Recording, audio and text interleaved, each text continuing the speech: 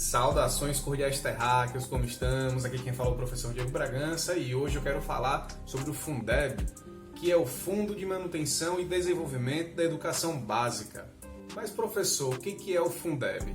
O Fundeb é um fundo de arrecadação de cerca de 10% de impostos que saem dos estados e dos municípios como uma forma de equiparar a redistribuição desses valores para os próprios municípios e para os próprios estados. Nesse sentido, os estados eles têm autonomia para fazer essa redistribuição desses impostos que são convertidos em investimentos para a educação. Nesse sentido, um município ele não pode ter uma média de desenvolvimento educacional menor do que o outro. Esse fundo ele foi criado em 2007, ainda na gestão PT, com Luiz Inácio Lula da Silva, em substituição ao Fundef, que foi o plano anterior. O Fundef era direcionado apenas aos investimentos no ensino fundamental. O Fundeb não. O Fundeb é para todo o ensino básico, ensino infantil, ensino fundamental e o ensino médio. Lembrando que o Fundef foi um plano criado na gestão de Fernando Henrique Cardoso, em 1997, e foi aplicado a partir de 1998, chegando até 2007. O Fundeb ele tem por obrigatoriedade atingir uma escala de redistribuição dos investimentos para a educação até o ano de 2020, mais especificamente a data de 31 de dezembro. Entendam que a partir desse fundo que o pagamento do salário dos professores ocorre, a compra de materiais didáticos, infraestrutura das escolas, compra de tecnologias e aparelhos que possam servir dentro da educação e do ensino. Então é muito importante que toda a sociedade esteja envolvida nesse momento, não só os professores, mas os alunos e alunas, os pais, toda a família, todos os profissionais da educação devem estar envolvidos nessa questão do Fundeb.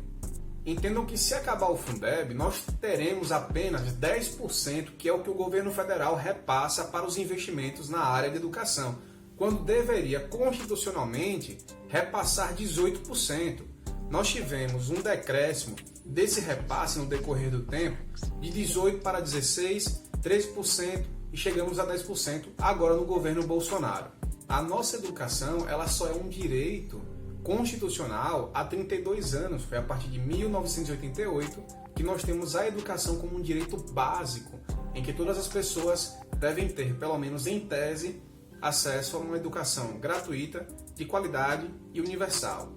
E aí o que acontece? O Bolsonaro agora, ele está tentando basicamente sucatear mais ainda a nossa educação, que já é sucateada, e entregar uma iniciativa que é pública para a iniciativa privada. Agora vejam o tamanho da negligência do governo federal. O Fundeb, como é um fundo transitório não constitucional, ele teria um fim, e tem o seu fim, em 2020, em 31 de dezembro de 2020.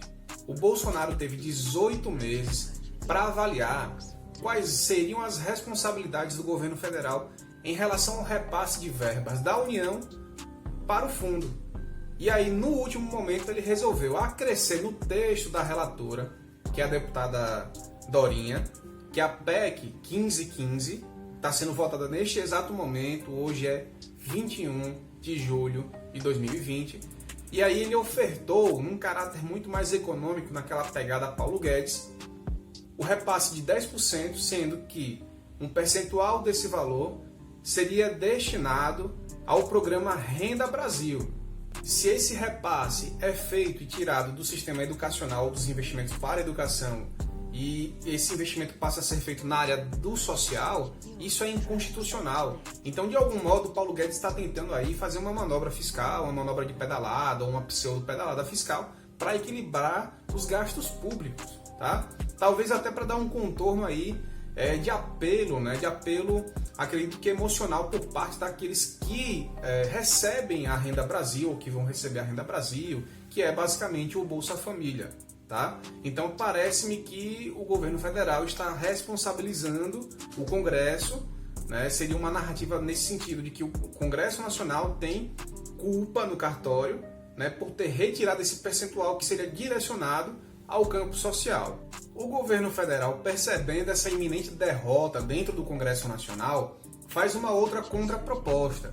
E aí o ministro Ramos consegue fazer uma costura nesses investimentos aí para a área da educação que são os investimentos de origem do governo federal, da União, e aumenta esse valor de 20% para 23%, sendo que esses 3% seriam direcionados para a educação básica, aliás, educação infantil, especificamente educação infantil.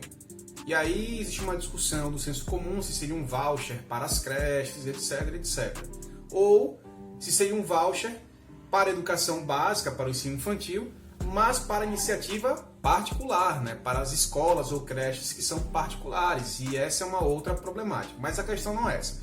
No relatório, lá na PEC 1515, que já foi costurado, né? Então já recebeu o aval de vários deputados que estão apoiando aí a votação favorável para o Fundeb, já se sabe que não é essa a questão. Esses 3% iriam seguir, na verdade, para os investimentos da educação básica pública, beleza? Uma outra discussão que é importantíssima, principalmente para a classe dos professores, é em relação a esse maior percentual do Fundeb que é repassado para o salário dos professores, para pagar e valorizar a carreira dos professores. E aí na PEC é importante que nós tenhamos aí no mínimo 70% ou mais que vão servir, esses valores vão servir para a valorização da carreira do professor, para o pagamento de salários. Nesse sentido, nós teríamos um aumento do piso salarial brasileiro. Temos uma estatística que mostra que 80% dos municípios do Brasil já fazem um repasse de 80% desses valores para os salários dos professores. Pois bem, terráqueos, acabei de ler uma notícia informando que o Fundeb recebeu o sim do Congresso Nacional, o projeto foi aprovado na Câmara dos Deputados e nós teremos aí o Fundeb de forma permanente, não mais transitória, beleza? Educação básica é garantia, é um direito e se é direito, não é mercadoria e não se negocia, beleza? Espero que você tenha gostado desse vídeo, curta, compartilhe e até a próxima.